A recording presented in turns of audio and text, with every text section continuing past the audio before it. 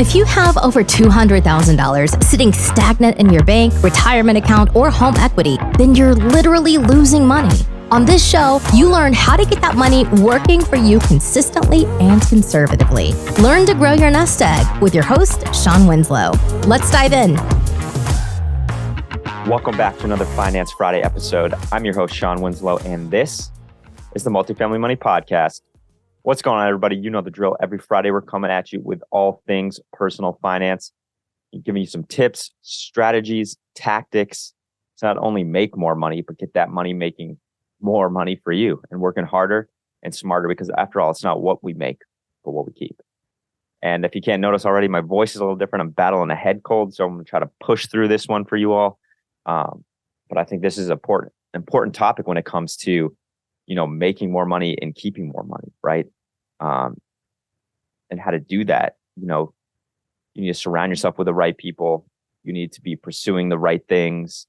You need the right mindset, and you need to know the things also to look out for, so you don't fall into traps that can set you back.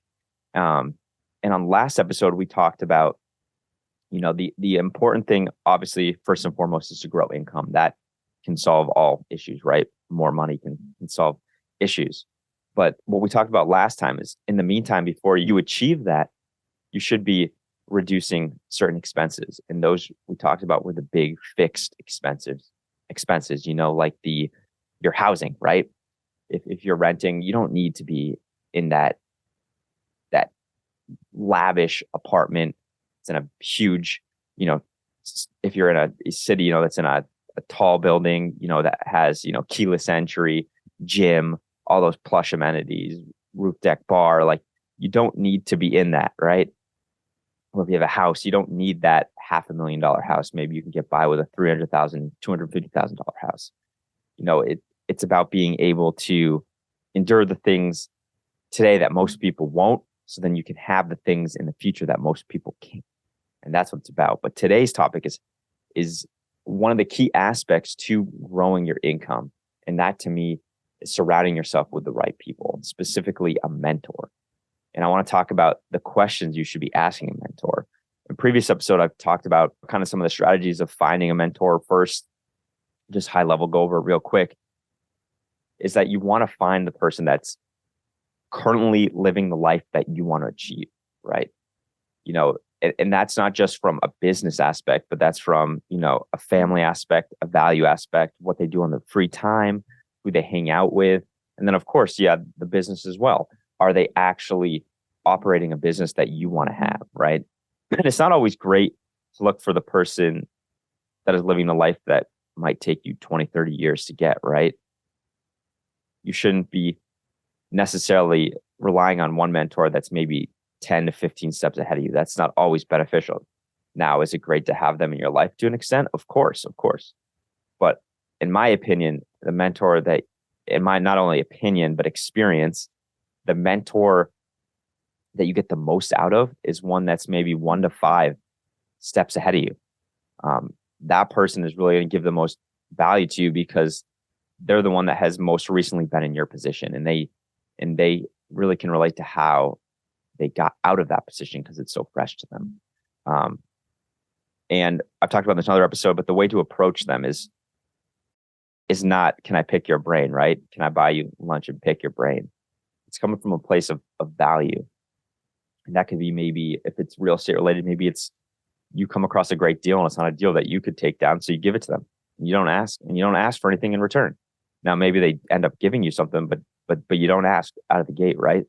Maybe it's you have an investor that you hand over to them because you don't have anything to take down, but your investor's looking for something. Maybe it's you realize, you hear them say, I really need an analyst right now, or need someone to just crunch data. My person left or what have you, and I just don't have the time to do it. And you then offer up your time for free. Now that's providing them value. And let me tell you, they're gonna want to help you. If you're providing that type of value, they're going to go out of their way to help you. And if they're not, then that's not the type of mentor you want. So today I want to talk about is those questions to ask. And it's not, can I pick your brain? These are the questions you should be asking. So there's the seven questions I feel you should be asking, and we're going to hit them right now. So the first one, I'm just looking at some notes here that I took down. So what is something that most people think is vital, they think is important, but that you can skip early? First starting out, and I can relate to this, you think everything's important, right? So for what I do, you think, like, oh, I need to build broker relationships. Oh, I need to do mailers. Oh, I need to cold call owners. Oh, I need to join this meetup, that meetup, start a podcast, create a lead magnet, create a website, so on and so on. And it's like, of course, that's all important, right? But like, you can't do all of that alone, right? And if you can, you definitely can't do it all alone very well, right?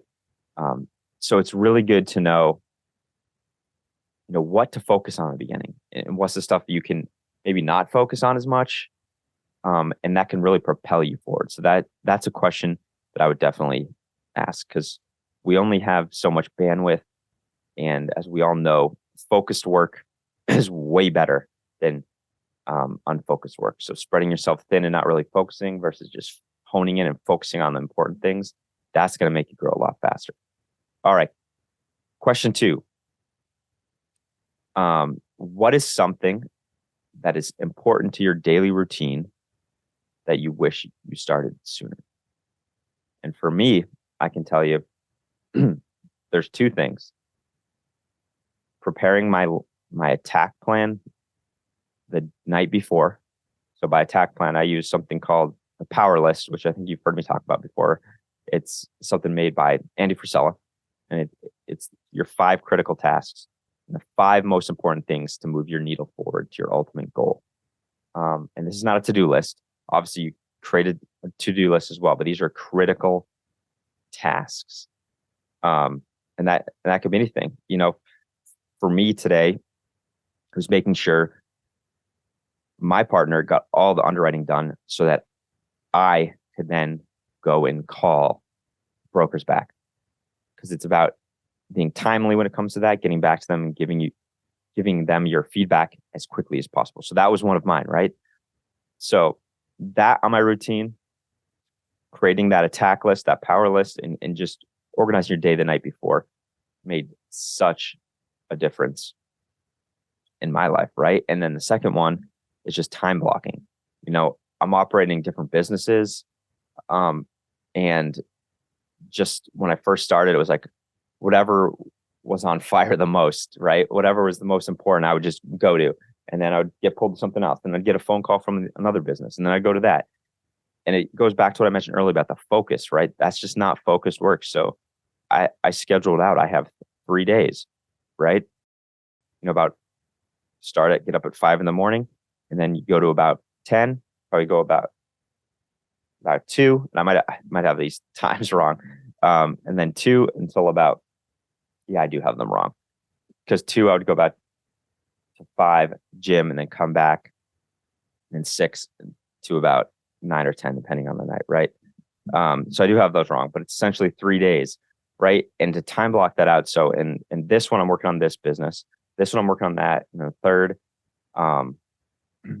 maybe it's a combination of both, just follow up and completion, right? So to me, that's important. And it's important to ask them, what do they wish they had in their routine sooner. Number 3, what channels led to the building of your highest quality relationships? So where did they find these? Was it at meetups?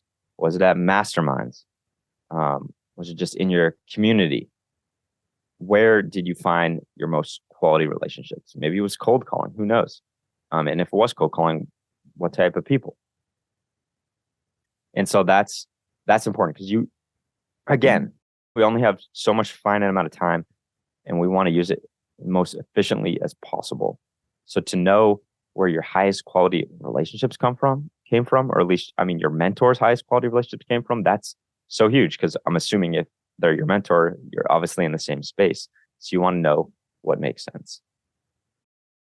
And I wouldn't be surprised if they introduced you to some as well. All right. On to number 4. Ask them 5 years ago, what is something that you did differently than your peers? So what is something that set you apart from your peers, that obviously led to some pushback from them and those in your community, but that actually served you very well in the long run? So because we all know you need to set yourself apart. Doing the same as everyone else is not going to produce, vast rewards, or at least the rewards and outcomes you're looking for. If you have big goals, doing the same thing as everybody else is not going to get you there faster. It might not even get you there at all. Setting yourself apart, going against the grain, that's where true success is really built. Now, obviously, you want to emulate from those that have achieved the success. That's why you have this mentor. But I'm sure your mentor did something along the way that was different than the peers, right? And so ask them that. What is something that they did differently than their peers that they got pushback from? Because you're obviously going to get pushback. And ask, like, how did you just keep pushing forward, and what was that you did? And then number 5, we're all going to struggle, right? Nothing's easy. Nothing's going to come easy. And as I say at the end of every show, easy doesn't pay well. So the question that I like to ask is, what is something that I can expect to struggle with along this journey? And especially what's something that I might not even expect to struggle with that I will. Because knowing what to expect allows you to prepare. And we all know if we're prepared, we can conquer it. And then if you can conquer it, you can continue to grow. And if you're able to do this time and time again, you can grow much faster than your peers. And that, to my point, that's one of the main points of a mentor, is to be able to not make the same mistakes they did, and to know how to look out for them. That's probably the most important part, because they're not going to all come in the same shapes and sizes. It might be the same mistake, but the way it approaches you might not look like how it happened to your mentor. But knowing how to see them coming is very powerful. And that's why we should be asking this question. And so here we go. Number 6. We all pick up habits. We all pick up, we all pick up habits and way of doing things that maybe are not very beneficial to us, specifically to our goals. And so I like to ask the question, what is something maybe in the last 5 years that you believed in, or a habit that you had to unlearn? What was it, and how did you unlearn it? And because when you can identify a problem, it's the first step, right? And then you can remove that problem. So we'll develop habits, and when we develop these habits, we don't really see them as a problem first, right? Maybe others can see them, but we can't. That's why we develop that habit, right? And so being able to identify a habit or a belief that doesn't serve us is really powerful, because then you can figure out ways to conquer that habit, that belief that's not serving you. And then that can continue to grow. So it's important to ask them, what's a habit or belief you had 5 years ago that you had to unlearn, and how did you unlearn it? Because then knowing the tools and tips to get over it is even more powerful, because identifying is only half the battle, right? And I've talked about this before. When you're, being an entrepreneur, it's a roller coaster. You have days where you think you can conquer anything. You think you can conquer the world. You're the best, right? And then there's another day where you just think you're the absolute worst, and you can't do anything. And the way that I get over those days, and even the days where I think I can do anything, is just being this gratitude, the power of gratitude. One, it'll bring you back down to earth if you're having those days where you think you're just the best, right? And then the days where you think you're the worst, it brings you up. You're just grateful for what you have and what you've accomplished so far. So that's a tool of how to get over, how I was able to get over that bad habit. And so I would definitely ask that question. All right. The last one we have here is number 7. What is something that you wish you had given attention to early on, and it would have saved you a lot of trouble? Because when we're starting out, we have those blinders on, right? You just want to be super focused on what you're doing. Sometimes you don't see those external factors And it's really important to know, because obviously, again, we don't know what we don't know, right? It's important to know, again, what to look out for, which I mentioned previously. But you want to specifically know in your industry, in your field, what is something that most people don't give attention to, and then they learn the hard way. And what is that something that you should pay attention to, and what type of attention should we be giving it? So guys,